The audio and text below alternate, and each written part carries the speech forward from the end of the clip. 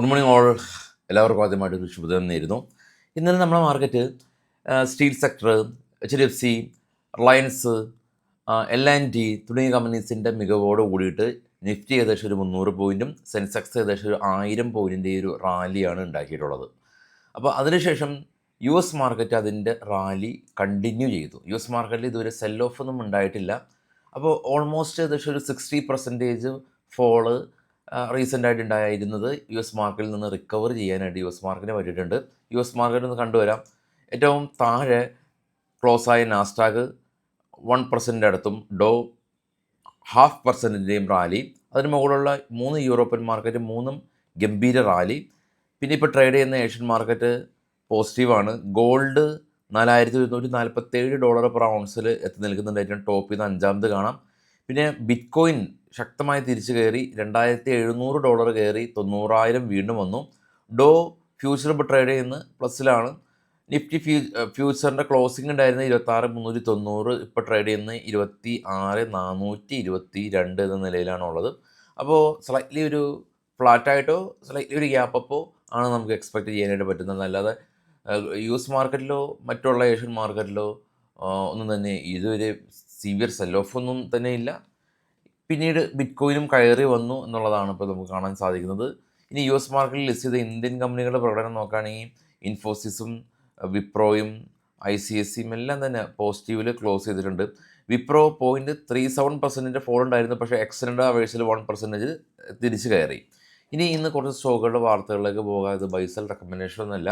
ഈ stock market വളരെ ചുരുങ്ങിയ ചിലവിൽ ചെയ്യാനായിട്ട് അപ്പ് സ്റ്റോക്ക് എന്ന് പറഞ്ഞ ബ്രോക്കർ നമ്മളെ ഹെൽപ്പ് ചെയ്യും. കുറഞ്ഞ ബ്രോക്കറേജിൽ കൂടാതെ തന്നെ അക്കൗണ്ട് ഓപ്പണിംഗ് ഫ്രീ ആണ്. ഓപ്ഷൻ ചെയ്യുന്ന ആളുകൾക്കെല്ലാം തന്നെ ചാർട്ടിൽ നിന്ന് തന്നെ നമുക്ക് ട്രേഡ് ചെയ്യാൻ സാധിക്കും. അത് വലിയൊരു ഫീച്ചറാണ് ഓപ്ഷൻ ബയേഴ്സിന്. അപ്പോൾ അക്കൗണ്ട് ഓപ്പണിംഗ് ലിങ്ക് ഫസ്റ്റ് കമൻറ്റിൽ പിൻ ചെയ്ത് വെച്ചിട്ടുണ്ട്. സ്റ്റോക്കുകളുടെ വാർത്തകളിലേക്ക് പോകാം. ഏഷ്യൻ പെയിൻറ്റ് UAEയിൽ അവരുടെ ഒരു പുതിയ സബ്സിഡിയറി കമ്പനി ഫോം ചെയ്യുകയാണ്. കമ്പനിയുടെ തന്നെ ഒരു വേറെ സബ്സിഡിയറി UAEയിൽ അവർ ഓപ്പൺ ചെയ്യുന്നു. മഹീന്ദ്ര ആൻഡ് മഹീന്ദ്ര BE6 വളരെ ട്രെൻഡിങ് ആയ ഇലക്ട്രിക്കൽ കാറാണ്. അപ്പോൾ അതിൻ്റെ ഫോർമുല എഡിഷൻ പുതിയ ഡിസൈനോട് കൂടിയിട്ട് കമ്പനി കൊണ്ടുവരികയാണ്.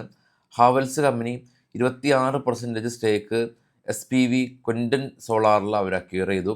LG ബാലകൃഷ്ണൻ കമ്പനി ഇവർ തമിഴ്നാട് സ്റ്റേറ്റ് ഗവൺമെൻറ് ആയിട്ടൊരു പുതിയ ഇൻഫ്രാസ്ട്രക്ചർ പ്രോഗ്രാം ചെയ്യാനായിട്ട് ധാരണയായി.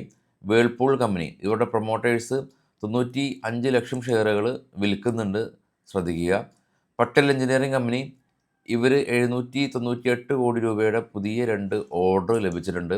ഒബ്ര റിയാലിറ്റി 4,706 സ്ക്വയർ ഫീറ്റിൻ്റെ പുതിയ ഡെവലപ്മെൻറ്റ് പ്രൊജക്റ്റ് ബോംബെയിൽ ചെയ്യാൻ അവർക്ക് ഓർഡർ കിട്ടി. വിപ്രോ പുതിയ AI ബിസിനസ് കൊളാബ് ചെയ്യാനായിട്ട് ലിസ്കിക് എന്ന് പറഞ്ഞ കമ്പനിയായിട്ട് ധാരണയായി.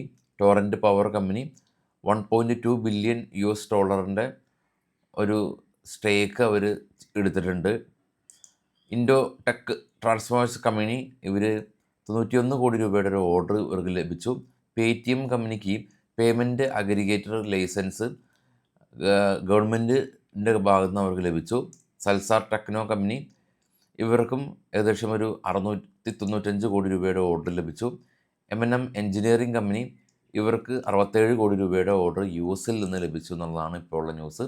വൈകിട്ട് നമുക്ക് പോസ്റ്റ് മാർക്കറ്റ് ന്യൂസായിട്ട് എത്താം. എല്ലാവർക്കും വീണ്ടും ഒരു ശുഭദിനം. Thank you.